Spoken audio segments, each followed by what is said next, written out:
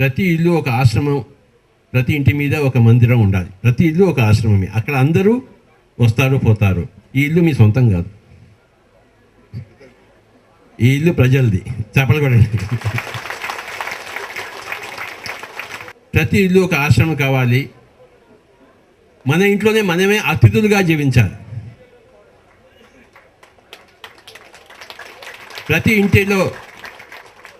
ఇంటి మీద ఒక పిరమిడ్ ధ్యాన మందిరం ఉండాలి. ఇంటి లోపల కానీ ఇంటి బయట పైన కానీ. పూర్వపు కాలంలో పూజలు చేసేవాళ్ళం, ఎందుకంటే అప్పుడు మనకి ధ్యానం తెలియదు. పూర్వపు రోజుల్లో ఎడ్ల బండి మీద వెళ్ళాము, ఇప్పుడు మనం ఎడ్ల బండి మీద వెళ్ళటం లేదు. ఏం చేస్తున్నాం? మనం కారులో వెళ్తున్నాము, లేకపోతే ఫ్లైట్లో వెళ్తున్నాము. పూర్వపు రోజుల్లో పూజలు చేసాము, వ్రతాలు చేసాము. కానీ ఈ రోజుల్లో పూజలు లేవు, వ్రతాలు లేవు. ఏముంది? ధ్యానము. చెప్పకూడదు ధ్యానానికి. ఈరోజు మనం ఫ్లైట్లో వెళ్తాం, హెలికాప్టర్లో వెళ్తాం, విహంగ మార్గంలో వెళ్తాం, ఆకాశ మార్గంలో వెళ్తాం, భూ మార్గంలో వెళ్ళాం, ఆకాశ మార్గంలో వెళ్తాం. కనుక ఈ ఆకాశ మార్గంలో ఆత్మ యొక్క అద్భుత ప్రయాణమే ధ్యానము, విహంగ మార్గం. అంటే నోట్లో మనం జీవించాం. ఓం భూర్భువ తత్సవితుర్వరేణ్యం భర్గో దేవస్య ధీమహి ధియో యో నః ప్రచోదయాత్ అని మనం చెప్పాం, నోరు మూసేసుకుంటాం. అండర్స్టాండ్? విహంగ మార్గంలో వెళ్ళడానికి నోరు మూసేసుకోవాలి. ఎలాగైతే ఒక ఏరోప్లేన్ బయటికి వెళ్ళే ముందర తన చక్రాలను లోపల తీసేసుకుంటుంది. I'm right sir? భూమి మీద వెళ్ళే చక్రాలను లోపల తీసేసుకుంటుంది, ఇంకా పైకి ఎగురుతుంది. అలాగే ఇది భూమి మీద మనం మాట్లాడడం కోసం ఈ యొక్క నోరు ఉపయోగించుకుంటాం. ఏం బాబు బాగున్నావా, భోజనం చేసావా, ఏం చేస్తున్నావు మేడం అని చెప్పడం కోసం. ఇది భూమి మీద కోసం ఉంది. కనుక ఈ యొక్క నోటిని బంద్ చేయాలి. కనుక తర్వాత ఏం చేయాలి? ముక్కులోని గాలి ముక్తికి మరిదారి. ఫస్ట్ నోరు మూసేసుకోవాలి. నో ప్రేయర్, నో మంత్రం, నో స్తోత్రం. ఎవడో కాదు దేవుడు, ఎక్కడ పైన లేడు, మనమే దేవుళ్ళం. అహం బ్రహ్మాస్మి. అవునా కదా? నాకు నేనే మరి పరబ్రహ్మం అని తెలుసుకున్నాను. ఆత్మే పరబ్రహ్మము. చెప్పండి అందరూ. చెప్పట్లు కాదు, చెప్పాలి గట్టిగా. జీవుడే దేవుడు, దేహో దేవాలయో ప్రోక్త జీవో దేవో సనాతన అని ఆదిశంకర వాళ్ళు చెప్పినా మనకి ఇంకా బుద్ధి రాలేదా? మనకి బుద్ధి రాదు. మనం చాలా బుద్ధిమంతం అనుకుంటాం, కానీ బుద్ధి లేని వాళ్ళమని మనకు తెలియదు. దేహమే దేవాలయము, ఇంకా ఏ దేవాలయంకి వెళ్తున్నాము? ఆత్మే పరబ్రహ్మము. ఇంకెక్కడ ఎవరిని పూజిస్తున్నాం? ఒక శిలను చూసి శివుడు అనుకుని పూజించాట. శివుడు శిల కాదోయ్, శిల అనేది శిల. మనలోనే శివుడు ఉన్నాడు. అంటే మనకి మూడో కన్ను. శివుడు అంటే మూడో కన్ను. శివుడు అంటే ఒక వ్యక్తి కాదు, శివుడు అంటే ఒక మూడవ కన్ను. యాక్చువల్ మనుషులు ఎవరంటే ఆ వాల్మీకి, వేదవ్యాసుడు వాళ్ళు గొప్పవాళ్ళు. వాళ్ళకి చెప్పలు, వాళ్ళిద్దరికి చెప్పలు కొడతాం, రాముడికి కృష్ణుడికే కాదు. వాల్మీకి ఒక బోయవాడు, రోజు జంతువులను చంపుకు తినేవాడు, మనుషులను చంపుకు తినేవాడు. మరి ధ్యానంలోకి వచ్చి జంతువులను చంపడం మానేసి, మనుషులను చంపడం మానేసి ఒక వాల్మీకి ఒక మహర్షి అయ్యాడు. ఒక రత్నాకరుడు ఒక మహర్షి అయ్యాడు. మరి మనకేం పోయగలం? మనం ఎందుకు మహర్షి కాలేదు? ఆ బోయవాడు మహర్షి అయినప్పుడు మనం ఎందుకు మహర్షి కాలేదు? అది పాయింట్. నేను తెలుసుకున్నాను 30 సంవత్సరాల కిందట. మరి స్వామీజీ తెలుసుకోవాలి కదా. ఈ జన్మలోనా వచ్చే జన్మలోనా? చెప్పలు కొట్టండి స్వామీజీ వారు. కాల్ కరేసో ఆజ్ కరేసో పనిమే ప్రళయ హోగా బహుళి కరోగే కబ్. రేపటిది ఇవాళ చేయాలి. కనుక గుర్తుంచుకోండి, మనం ఏం చేయాలంటే ఒక రత్నాకరుడు వాల్మీకి మహర్షిలాగా మారినట్టు ఈ యొక్క పాల్వంచలో అందరూ కూడాను మాంసం తినడం బంద్ చేయాలా. ప్రపంచంలో ఉండే చెడు ఒకటే, ప్రపంచంలో ఉండే మంచి ఒకటే. ఏమిటా చెడు అంటే ఆ పశువును, ఆ పక్షిని, ఆ పశువును, ఆ యొక్క చేపను చంపడము, తినడము. మంచి ఒకటే, ధ్యానము చేయడము. ఈరోజు ఇంట్లో ఏ మాంసం ఉండకూడదు. చెప్పకూడదు అందరూ. ఈ ఇంట్లో ఏమన్నా మాంసం తింటే ఎవరు ఇంటికి రావద్దు. ఇది మంచి ఇల్లు కాదు, ఇది చండాలుల ఇల్లు.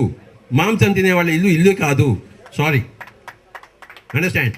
సో మాంసం తినని ఇళ్ళకే మీరు వెళ్ళండి. ఓకే, గుర్తుంచుకోండి. నెంబర్ 2 పాయింట్, అందరూ ధ్యానం చేయాలి.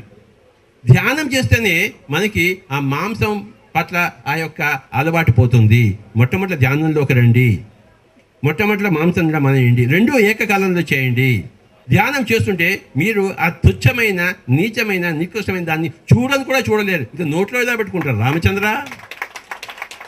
ఏమి మానవులో.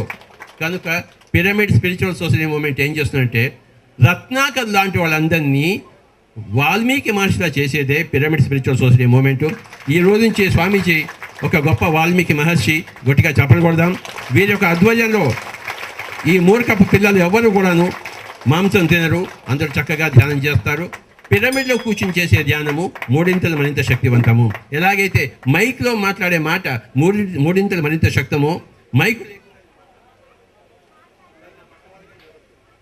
మైక్ లేకుండా నా పక్క వాళ్ళకి వినపడుతుంది, మైక్లో అందరికీ వినపడుతుంది. అలాగే ఇందాక స్వామీజీ చెప్పారు, ఒక పిరమిడ్ కడితే 6 కిలోమీటర్ల చుట్టూ అంతా కూడా ప్రభావితం చేస్తుందని చెప్పేసి. ప్రపంచంలో అందరూ కూడా నా పిరమిడ్ దగ్గరికి వస్తారు. కనుక ప్రతి ఇంటి మీద పిరమిడ్ ఉండాలి, అందరూ శాకాహారులు కావాలి. అదే వైద్య శాస్త్రం. అండర్స్టాండ్? దేహో దేవాలయో ప్రయుక్త జీవో దేవో సనాతన. జీవుడే దేవుడు. మనస్సు అనేది శిష్యుడు, శ్వాస అనేది గురువు. మనస్సు అనే శిష్యుడు గురువు గారి దగ్గర ఉండాలి. ఎలాగైతే చిన్న పిల్ల తల్లి దగ్గర ఎలా ఉండాలో తల్లి దగ్గరే ఉండాలి. శ్వాస అనేది తల్లి, మనసు అనేది పిల్ల, కోతి లాంటిది.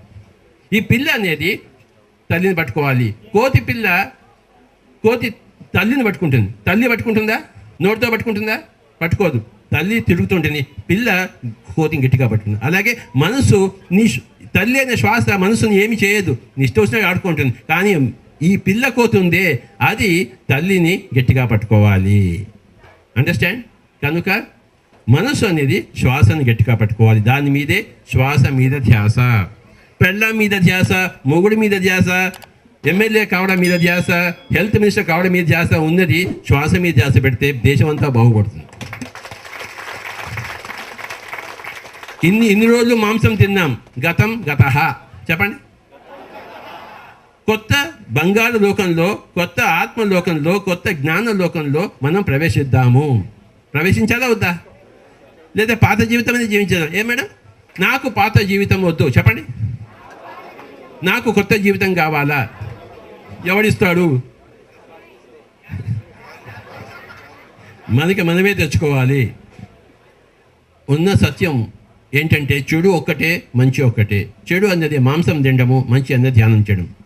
ఆ తర్వాత మీరు ఏమైనా చేసుకోండి, ఇల్లు కట్టుకోండి, మేడలు కట్టుకోండి, హెల్త్ మినిస్టర్ కండి, ఏమైనా మినిస్టర్ కండి, కరెక్ట్గా ఉంటుంది. ఇవి రెండు లేకపోతే అది కరెక్ట్గా ఉండదు. ఒక తెల్లటి కాగితంలా అక్కడ ఏ ప్రాపంచికము, ఏ ఆధ్యాత్మికము ఏది ఉండకూడదు. దాని పేరు ధ్యానము. రేపు కాదు, ఎల్లుండి కాదు ధ్యానం, ఇవాళే ధ్యానం. Any time we are liable to die. Vacate the body.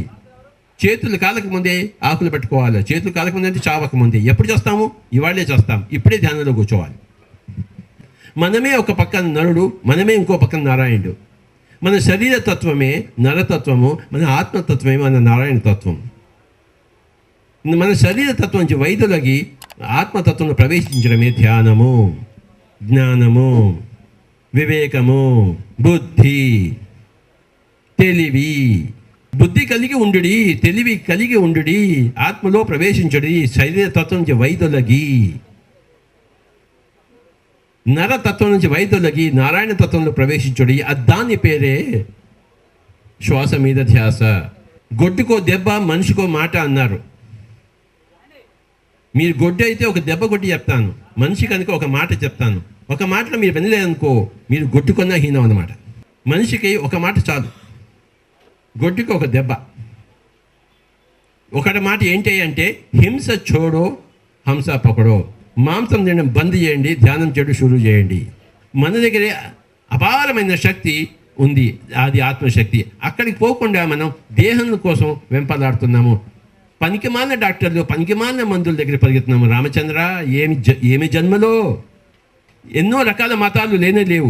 ఎవడైనా నేను హిందూ, నేను క్రిస్టియన్, నేను ముస్లిం అనుకున్నాను అనుకోండి, వాళ్ళంత పిచ్చోడు ఇంకొకరు లేడు. ఒక జన్మలో హిందూగా పుట్టి, ఇంకో జన్మలో ముస్లింగా పుట్టి, ఇంకో జన్మ క్రిస్టియన్గా పుట్టి, నువ్వు ఏ మతానికి చెందినవాడివి? ఆడగా పుట్టావు, మగగా పుట్టావు, ఏ జాతికి చెందినవాడివి? ఇండియాలో పుట్టావు, పాకిస్తాన్లో పుట్టావు, ఏ దేశానికి చెందినవాడివి? ఇవన్నీ హుళక్కి మాటలు. హుళక్కి మాటల నుంచి బయటకు వస్తే తెలివి ఉన్నవాడు. హుళక్కిలో జీవించేవాడు తెలివి లేని మూర్ఖుడు. తెలివి లేని మూర్ఖుడు నరకంలోనే జీవిస్తాడు. తెలివి ఉన్న విఘ్నుడు స్వర్గంలోనే సృష్టించుకుంటాడు. అందరికీ స్వర్గాన్ని పంచిపెడతాడు. రకరకాల జాతులు లేవు, ఒకటే మానవ జాతి. రకరకాల మతాలు లేవు, ఒకటే ధ్యాన మతము, అహింసా మతము. ఒకటే లక్ష్యము, అది మన దుఃఖరాహిత్య పదవి. ఒకటే మార్గము, శ్వాస మీద ధ్యాస. మీకో రకమైన శ్వాస, నాకు ఇంకో రకమైన శ్వాస లేదు. అలాంటప్పుడు మీకో రకమైన ధ్యానము, నాకో రకమైన ధ్యానం ఎలా ఉంటుంది? Impossible. Prima facie ruled out. అందరు కలిపి ఒకటే సూర్యుడు, ఒకటే చంద్రుడు, ఒకటే ధ్యానము, ఒకటే జ్ఞానము. You create your own reality. ధ్యాన జగత్ అద్భుతమైన ఆత్మజ్ఞానాన్ని అందించే వ్యాసాలు, ధ్యానుల దివ్య అనుభవాలు, వ్యక్తిత్వ వికాసాన్ని పెంపొందించే రచనలు, ఆధ్యాత్మిక గురువుల పరిచయాలు, సందేశాలు, విశిష్ట వ్యక్తుల జీవిత విశేషాలు, పుస్తక అనువాదాలు, విశ్లేషణలు, ఆరోగ్య ఆహార విషయాలకు సంబంధించిన వివరాలు ప్రతి నెల మీ ముంగిట్లోకి వస్తున్న నవ్యయుగ ధ్యానయోగ మాసపత్రిక ధ్యాన జగత్. విదేశాలలో ఉన్న తెలుగు వారందరూ ఇప్పుడు ధ్యాన జగత్ డిజిటల్ కాపీని www.dhyanajagath.com వెబ్సైట్ ద్వారా మీ సెల్ ఫోన్, ల్యాప్టాప్ మరి డెస్క్టాప్లలో గత సంచికలతో పాటు సరికొత్త సంచికను కూడా చదువుకోగలరు. ధ్యాన జగత్ చదివి తీరాలి. మన ధ్యాన జగత్ టీం ఎంతో కష్టపడి ఈ మ్యాగజైన్ ప్రతి నెల తయారు చేస్తోంది. ప్రతి ఇంట్లో ధ్యాన జగత్ మ్యాగజైన్ తప్పనిసరిగా ఉండి తీరాలి. ఈ మ్యాగజైన్ లేకపోతే ఆ తెలుగువాడే కాదు, ఆ ధ్యానే కాదు, ఎన్ని తెలుగు కుటుంబాలు ఉన్నాయో ప్రపంచం అంతా కూడా అందరూ ఈ మ్యాగజైన్ తెప్పించుకోవాలి. అందరూ ధ్యాన జగత్ మ్యాగజైన్కి ఇతోటి కింద కాంట్రిబ్యూషన్ ఇవ్వాలని కోరుకుంటున్నారు, విరాళాలు ఇవ్వాలని కోరుకుంటున్నారు.